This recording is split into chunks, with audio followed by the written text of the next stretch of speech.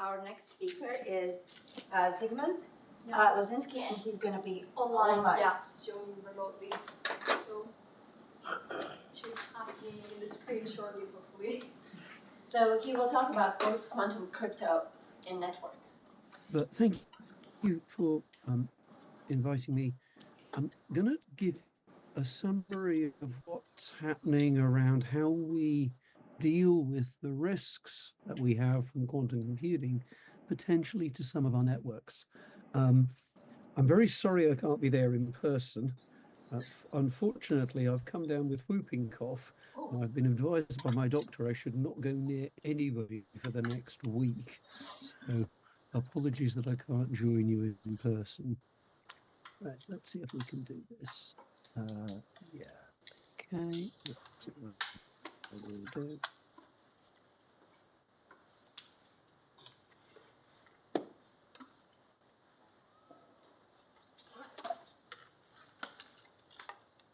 Let me know if you can see my screen. Yes. Wonderful. Okay, I'm Zig. I'm from IBM Research, and let's think about some of the implications of having a large-scale quantum computer like the one that once people are interested in, and the applications for it. But what are the implications for that around the networks that we build? And what are we going to have to do over the next coming years in order to evolve those networks? So I like to describe my job as making the world's networks quantum safe, which is kind of fun. And I'm going to start by talking about cryptography. And part of the reason I'm going to do that is I was at one of the major banks, and we were talking about how do we update cryptography, how do we manage cryptography, and somebody said to me, but why does a bank even need cryptography? Which was a bit of a surprise. And so one of the things that it's worth sitting back and thinking about is, why do we need cryptography? Because that helps us think about how quantum computers will potentially affect cryptography and how we therefore manage our networks to respond to that. So if you think about keeping messages confidential, whether those be your WhatsApp messages, whether those be the sort of messages that were sent on Enigma machines in the past, we encrypt those messages to give ourselves confidentiality. And in the same way, your healthcare records, your banking details are encrypted to give you some privacy. Okay, it's a good start. Now, when you make a payment, when you bought coffee this morning and you paid, I don't know, £2.50 or whatever, you would be very upset if the mafia had bought a bank and they changed the £2.50 to £25,000 and took the money. And so financial payments, card payments are cryptographically signed so that prevents fraud, either by you saying, hey, I didn't buy that coffee, or by the barista changing the amount you pay. So that gives us a way of ensuring that we don't repudiate financial transactions. And if you think about Bitcoin and all of the things like that, those also include signing measures to stop people committing fraud or spending the same wallet twice. Now, if you think about your mobile device, there's a legal requirement that it's antisocial if, for example, you stand in a public place and make a very loud noise so nobody else can talk. And in the same way, it's antisocial if your mobile device interferes with the radio frequencies around you. And the way we manage that is by requiring that a certain part of the software, what's called the baseband RF unit, but is cryptographically signed so people can't tamper with it. And that's also the mechanism we use for preventing malware. We can also sign documents cryptographically to guarantee their integrity. And I'll give you an example of that in a minute. And then finally, when you log on to systems, when two different systems communicate, we again use digital signatures to authenticate those. So there's a whole different sets of places where we use cryptography, and it's the basis of how we make systems secure. Now, there's another thing that it's worth understanding in that there are multiple different types of cryptography in the world. The one that the two that are most widely used are symmetric and asymmetric, and the key difference there is, a symmetric cryptography is best thought of as like, a padlock. You can lock a box with a padlock, give it to somebody else, providing you both have a copy of the same key, they can unlock it. And that's the basis of a lot of systems. But if we think about that for a minute and we think about how we might secure communications in a network, that doesn't work because I've got to find a way to share that key. And if we go back to the 1970s and we think about securing the US phone network, there were 70 million customers. So that says I would have to have 69,999,999 keys, one for each person. And each of you would also have to have 69 million, yada, yada, yada. And actually creating those keys and sharing them is a technical challenge. And so that was the motivation that Whit Diffie had when he invented public key cryptography, which was in parallel invented in GCHQ a few years earlier. And that says I will write my key on the wall and you just use that if you want to send me a secure message. But I have a special private key that's somehow related to that public key that I can use to secure that message. And this idea of asymmetric cryptography, which is also called public key cryptography, is the foundation of all of our internet security. And it's based on the existence of what we call trapdoor functions, which are mathematical functions that are very difficult to compute in one direction and very simple to compute in another. And the classic example is multiplication of two numbers. Even if I give you a 300-digit number, we all learned at about the age of 5 how to do long multiplication. It takes lots of paper, but it's trivial. If I give you a 600-digit number and ask you to factor it, that might take you some time. And that's an example of one of these trapdoor functions. There are some other things that you'll see in the movie is one-time pads. One-time pads are great in theory. They rely on, they're the basis of information security. Unfortunately, they have the same key distribution problem as symmetric systems. And also, if you make any mistakes in how you build the one-time pad, how you use it, it turns out to be very insecure indeed. And so we leave those in the movies typically. Okay, so why this matters is because if you think about the network infrastructure that we're all based on, when you do your online shopping with your favorite Big River or whoever, you want to make sure that your credit card numbers are secure, and so we encrypt the communications. We use HTTPS as the way in which everybody connects to websites to be secure. And this Zoom link is encrypted for similar sorts of reasons to stop people who shouldn't have access to it mucking around. We use digital signatures in all our electronic infrastructure. If we think about, I talked earlier about the idea that you don't want to be able to repudiate a financial transaction that might be worth £2.50 or whatever. But there are some financial transactions that have a credit limit of $10 billion minus 1 cent. The transactions that go between the Federal Reserve Bank and the central banks. And that's already a target for wicked people. I believe the current record is somebody's walked off with $100 million from attacking one of those central banking systems. But clearly, we need that to be relatively secure. And the other challenge we have is nobody really cares about my WhatsApp dog photos, other than me. But if we think about healthcare records, those need to be secure for a number of years. And in some countries like Japan, they need to be secure for 100 years. And it takes a long time for us to update technology, to update networks.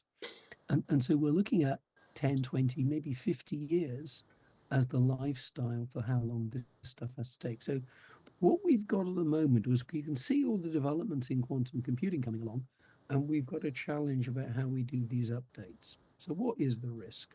Well, Peter Shaw, basically, and I think you're getting a discussion from Sarah this afternoon about the Grover algorithm. But basically, Peter Shaw, 20 odd years ago, and we still don't know how he did it. I mean, he came up with this idea. Well, actually, if you had a quantum computer, which didn't exist in 1994, it would allow you by, in effect, determining the periodicity of the factoring function to be able to break RSA encryption or digital signatures really quickly. And that's the thing that has now caused a whole load of research, both in quantum computing and quantum computing algorithms, and also in how do we secure our networks. Because that algorithm was based on a problem that it turns out is quite easy to solve on a quantum computer. And hopefully Sarah this afternoon will explain how maybe AES is not susceptible to the same level of risk, which is a good thing. Okay, so that's the thing that we're dealing with. So how do we, why does it matter? Well, if you think about it, I could steal some data now, and if that data is of high enough value, it's worth keeping for maybe 5 or 10 years until one of these large-scale quantum computers comes around, and then I might decrypt it. And to give you an idea, if you think about the work that's being done, for example, at the Medical Research Center, a drug is perhaps represents a value of a few billion pounds, or something like an aircraft engine might represent $10 billion. So those things are attractive to people who've got a lot of resources. Obviously, if I can break authentication, I can log onto any system as root and do anything I like. That's not great.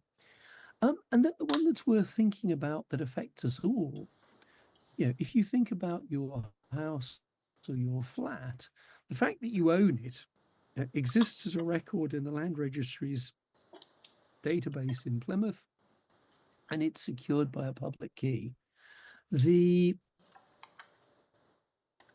If I can change the entry for one person's property in the land registry, for you, that's a tragedy. If I can change the records for 10,000 people by being able to update the digital signatures, that causes a global financial crisis because it undermines the security of all of that infrastructure. So we got to figure out how to secure against that. And everybody says, when's this going to happen? Well, perhaps a way of thinking about this is, rather than this idea of a Q day when suddenly all of our cryptography is vulnerable, think instead of, at the start, once you get early quantum computers, they'll only be used for very high value keys. And over time, it was Ross Anderson who observed that over time everything starts as a PhD thesis and ends up with script kiddies in terms of cyber attacks. It's the same thinking, that over time quantum computers will become cheaper, and therefore the number of attacks will increase. And a way of thinking about that is go back and think about the $3 billion project to sequence the human genome. That's how much it cost to build the infrastructure to run HGP. And then you were starting off with the first genome that they actually sequenced, then had a cost of $100 million. And now it's $1,000. It's something that you can use for diagnosis purposes for the right sorts of disease.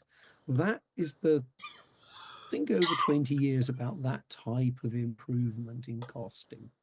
Right, now the good news is, if you actually look at the maths behind the current quantum computers we've got and the sorts of problems that they solve, the good news is that breaking RSA and public key crypto is likely to happen later than doing more useful work, like looking at the reactions of lithium dioxide and lithium oxide in an EV battery, or modeling the risk in a financial system, or thinking about the interaction of a drug and a protein.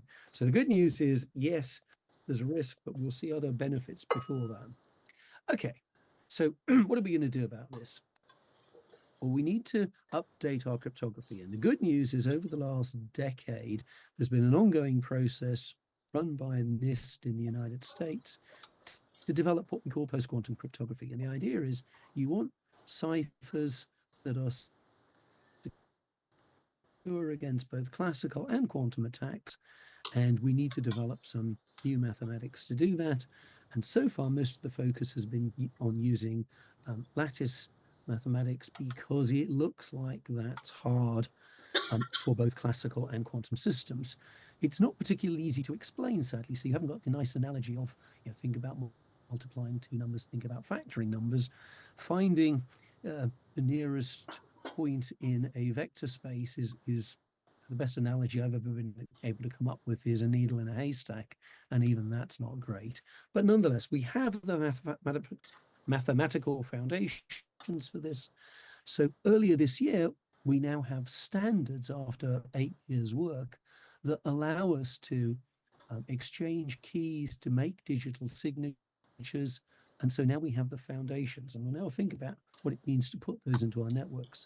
But the first thing you've got to figure out is, where do you use all the if you look at the thousands of applications on the internet, millions of applications on the internet, if you look at the thousands of applications inside a bank, you've actually got to go and find all the places where you're using RSA or elliptic curve. And then you've got a huge migration problem. And we'll think about that in a minute. Okay. Now, the good news is we've got these new algorithms, and so we've got a key encapsulation mechanism which allows us to create and share keys. And we've got two signatures that have been standardized. The one piece of bad news is that there's no perfect signature algorithm. Each one of them has engineering properties that are not quite the same as the ones we use today.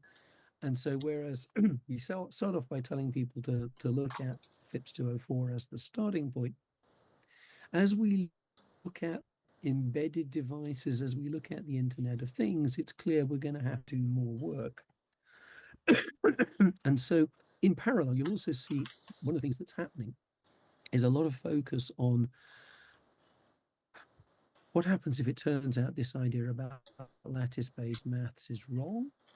Okay, so there's another round of the NIST process looking for alternatives that use different mathematics. And in parallel, we're also looking for a whole load of additional signature algorithms so that they may be better suited to very low power devices that have very little onboard memory, like the chips in a payment card or like the devices that sit in your cameras. Okay, if you then think about the technology stack, if you look about all of the places where you use cryptography, you're going to have to update how we do software development. We're going to have to find all of the applications. We're going to have to find all of the elements within those applications, all the software components, all the libraries. And we're also going to have to look at the underlying infrastructure, both our network and the cloud, and every server that we use. So there's a huge amount of work that's going to have to go on. Okay, so where does that get us to? When we look around the world, we can see that the US has very much taken a lead in this area, to the extent that there is both a defined process and there is funding, excuse me, and there are national plans there. And also in Europe, in the last 6 months, there's been a realization this is important, and all the member states have agreed to have a national plan by the middle of 2026. And you've got some other countries around the world looking at this. And then the two areas that seem to be most engaged in actually doing detailed work on this: finance and telecoms. Finance, because everybody's worried about ensuring that payments are secure, and telecoms, basically because over the last 3 years, a number of people who run networks have been looking at the challenges of this and thinking we've got a 10+ year timescale to update all of our networks and systems. So how do we do that? Now, I'm going to skip through.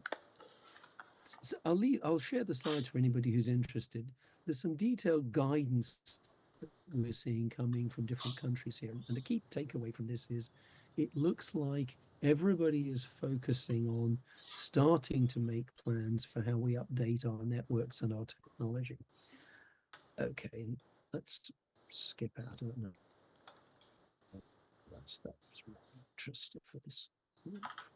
So let's go back and look at telecoms again. So one of the things we've been doing over the last 3 years now, firstly in private among operators and vendors, and then more recently in public, is trying to work out how do we update all of our networks to be safe against this threat. I'll go into more detail about this in a minute, but basically we've been sharing all of our experience, proofs of concept that we've been running to try and identify both the risk and the migration plans that are needed. And I think the general consensus is we want to get to 2030 and we want 6G, which should come on stream 2029, 2030, to be secure against both classical and quantum risk. Now, one of the things I was really pleased about is actually Cambridge consultants and the national grid need that approach and to ask the same question, but not for telecoms networks, but for energy networks. And if you think about it, we're at a point where we're going to have to update the national grid to move away from a world where there's a small number of large generating stations burning oil, nuclear, or whatever, to a much more distributed network where we're consuming wind energy, solar energy, and ultimately even being able to reverse to be able to take energy out of things like EV batteries to deal with short scale demand. In order to do that, you're going to have to update the entire energy infrastructure, both in terms of the transmission grid and the control plane that manages it. And so if we think about that, that's something that we need to ensure is secure because it's a once in a 50-year change. And so the energy industry in the UK has also been looking at this and has taken the same approach that we have in the GSMA in the telecoms industry and is trying to build a roadmap to secure the network. Okay, now let's drill into the risk and the scale of doing this for a network. So over the next 10 to 20 years, we've got to update 8 billion devices. And actually, that's the easy part, because pretty much everybody these days replaces their mobile devices on a 3, 4, 5-year timescale. So over the course of the next decade or so, we can actually expect that devices will be updated reasonably frequently. And so that's actually the easy part of the problem. The harder part of the problem is I've got to figure out how to update 1,000 different networks. And within those, is it 30 million network nodes? Is it more? Yeah, that's actually the big area we're going to have to deal with. I'll go into this in a minute. So let's now think for a minute about where you use cryptography in telecoms to help focus on what it is we're going to have to update. So your device, when you switch your device on, you want to connect to the network and you want to know that that's a secure connection. So we use cryptography there, and clearly that's one of the things that we're going to have to consider how we update. Similarly, your mobile device is that's the thing that your banking applications trust.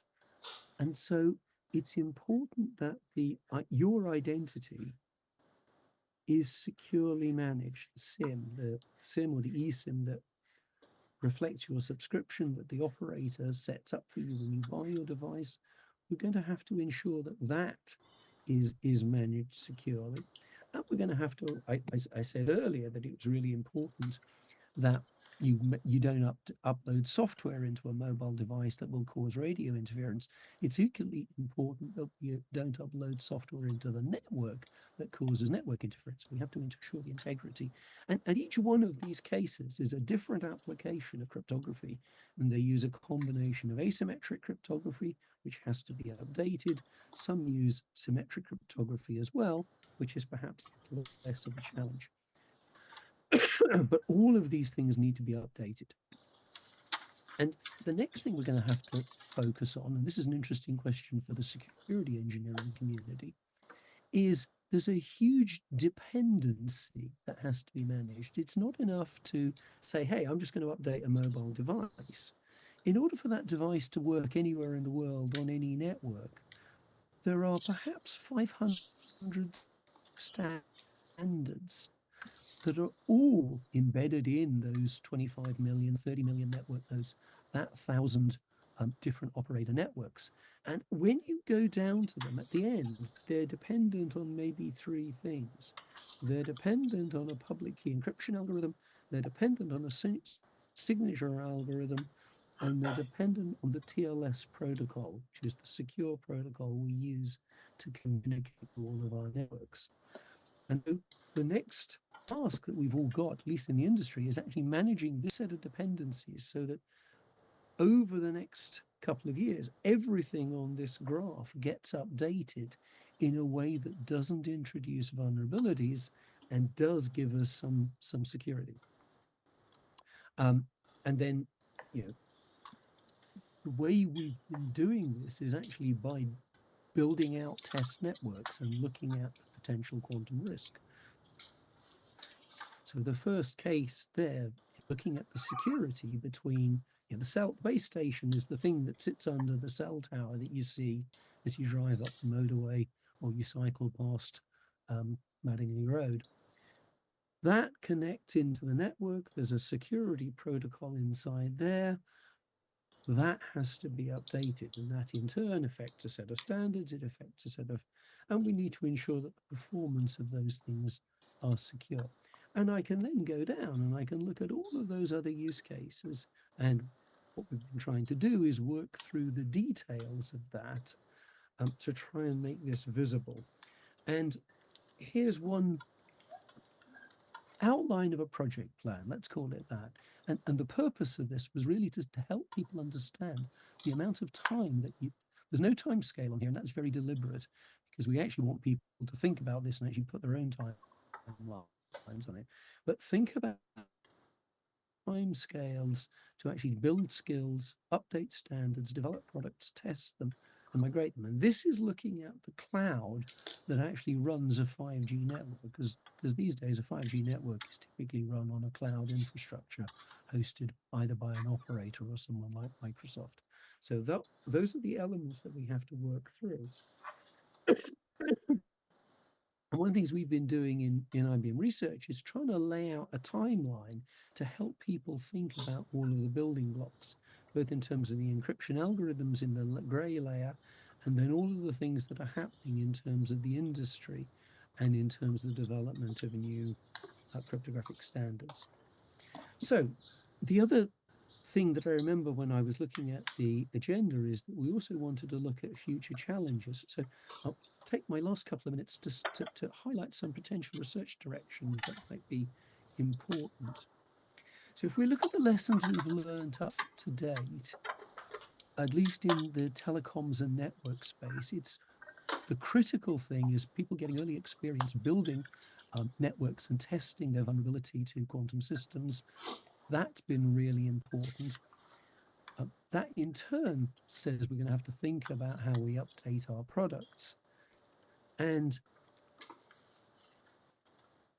one of the key insights is that the place which looks like it has the greatest vulnerabilities are what we call legacy systems. So if you think about the Internet of Things, if you think about all those thousands of devices whose manufacturers have gone out of business, who don't do security updates, how we manage those, how we manage things like the 2G network are potentially really important.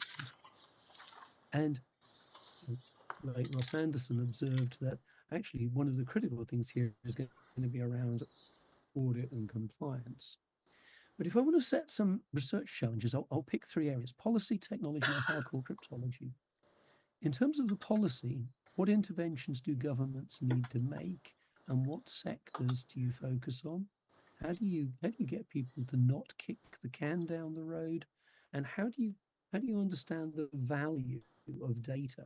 Because that's something where potentially a regulator can focus. If I look at the computer science and systems engineering, we need ways of managing those dependencies, those hundreds of different interconnected components that all need to be updated. We need to take some lessons from history because there are still, if I look at the great unwashed internet, places where we're still using SHA-1, even though we agreed a number of years ago that was completely insecure. And also, if I look at the industry discussions around 112-bit cryptography, the idea that that's good enough, well, there's a lot of things that says it's not. So it would be really helpful to have researchers looking at how we manage dependencies, how we, at a very large scale, because we're talking about systems with millions of components, how do we update those? How do we manage the life cycle of those so that we don't introduce new vulnerabilities as we make those updates? And also, there are all these new cryptographic algorithms and signature schemes coming along. Detailed performance understanding of those is really important. Understanding how you can optimize those algorithms for embedded in devices, for low-cost devices.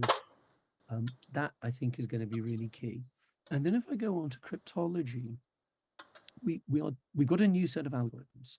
So we now need to look at where the cryptographic schemes, the things that let's establish a key, cryptographic protocols like TLS or HTTPS that secures the web, how do those things get updated?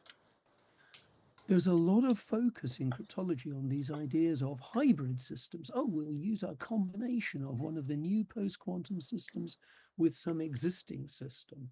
Each one of those has both strengths and weaknesses, and we need a lot of focus on how we assess hybrid cryptographic systems, whether they be classical and post-quantum, or whether they be post-quantum and quantum communications. Those are all really important. There's been a lot of hype in the last 2 years. About every 7 or 8 months, there's a new set of papers that come out that say we've broken Shor's algorithm on a quantum computer, panic. And some of these papers are actually from serious academic cryptists. And one of the things that's become really clear is we don't have anything like enough people who have the ability to analyze those papers and actually produce a coherent, is that a real risk or not? It's down to the same handful of people each time. And so one of the things that we need is a community of people who understand the implementation of quantum algorithms and some of the cryptographic operations so that we can actually do a much better analysis of these algorithms in future. And then finally, the UK's got a mission over the next 10 years to build quantum networks.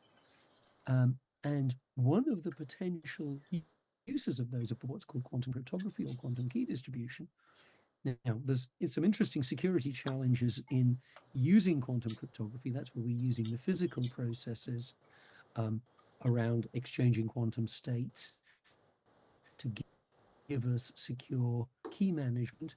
And most of them are to do with the implementation engineering of those systems, or the edge cases for what you can do with single photon detectors and single photon sources and lasers and the like.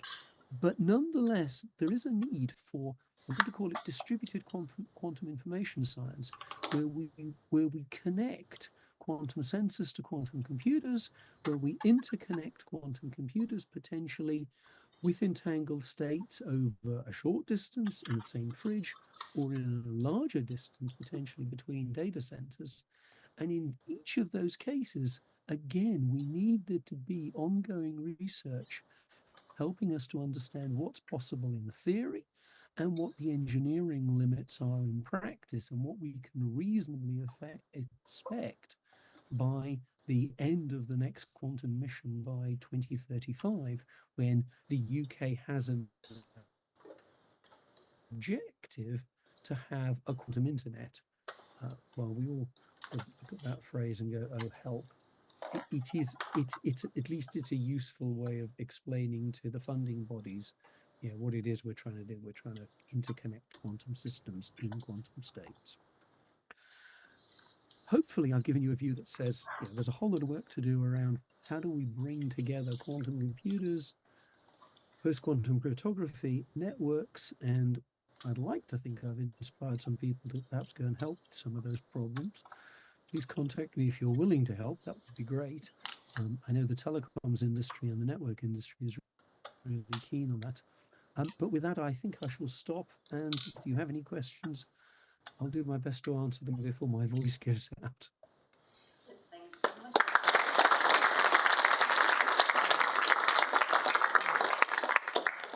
Maybe we can take a couple of quick questions, if there are any in the audience or on Zoom.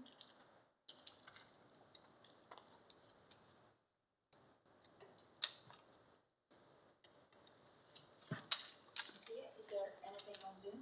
I don't think so. I'll double check her thought. While Sophia checks, can you hear me? Yes. All right. So would you say so we now have the proposal of these post-quantum schemes, but my question is kind of always, how many quantum algorithms experts have really tried to attack them so that we can be reasonably sure about their security? Just like, let's say, for RSA, right? There was a lot of evidence that we don't know how to solve factoring on conventional computers. Where do you think this security stands for these post-quantum or quantum secure proposals? Okay. Well, they basically represent the best efforts of most of the cryptologists in the world over the last 8 years. Now, the unspoken challenge we've got is the only reason that we believed RSA was secure is because Gauss, Euler, and 200 years of lesser mathematicians couldn't come up with a fast factoring algorithm. That's not a proof that one doesn't exist. That just says nobody was able to find one. Again, when we look at the problems that we've picked for the post-quantum algorithms, we believe they're secure. They've stood up to 8 years of, well, actually, they've stood up to about 20 years of scrutiny because they were proposed in the 1990s. So they are our current best hope.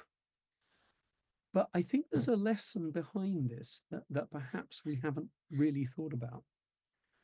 We also need what I'm going to call cryptographic agility. The ability to be able, in the same way that you can replace, the battery in your torch, in the same way that you can replace your headphones, pluggable components, we ultimately are going to need cryptographic agility, the ability, when necessary, to update cryptography in something less than 20 years. And that's another area I think that would repay software research. How do we do that in a way that's secure? What are the requirements for cryptographic agility? How can we articulate them? How can we achieve them? Because we haven't had to do that in classical technology for a long time. And the last big transition was probably DES to AES 25 years ago. And we kind of assumed that would be a once and done. And the lesson is maybe it's no longer once and done. We need to be planning for that. But going back to your point, I would love to see more people who have a background in both quantum algorithms and cryptology, being able to do that analysis. Because as I say, every time one of these papers comes out, I'm looking at the list of people who are reviewing them and going, I wish there were more. But that's where we are. And I think we need to make the transition to the new algorithms, but we need to be developing more people over the next decade.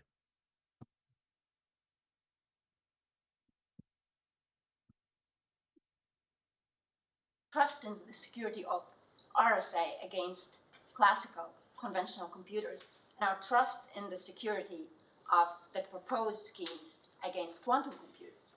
Let's say our trust of the security of these post-quantum schemes, like, would you say it's a half of that? Would you say it's 1,000 or 1,000,000? Interesting question.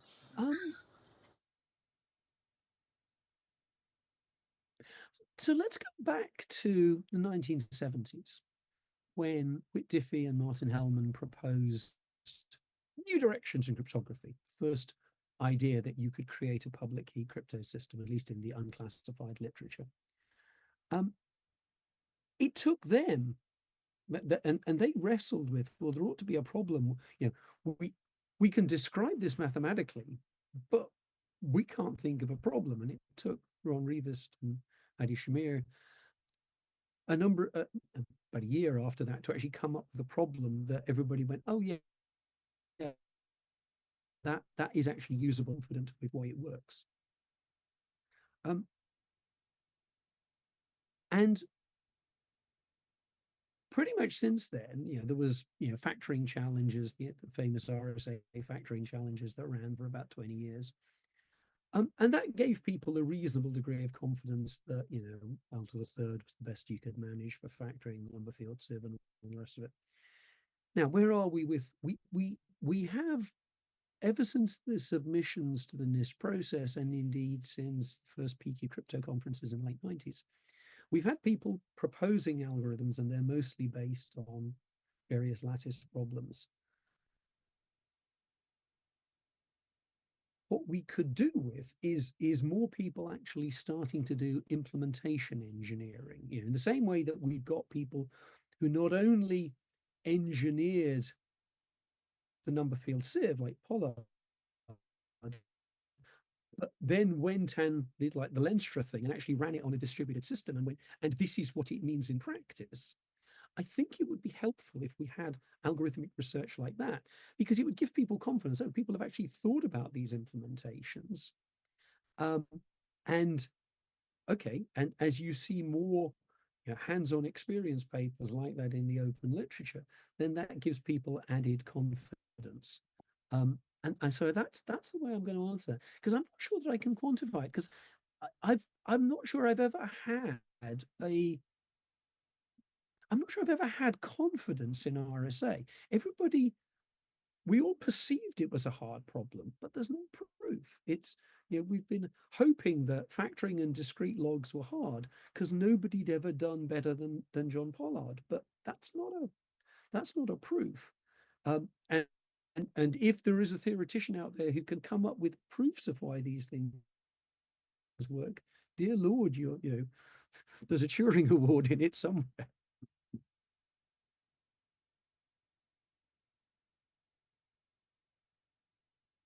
We're really over time. Maybe you can contact Zygmunt and ask these questions over Zoom, or maybe Sophia can put you in touch right now. Let's thank Zygmunt and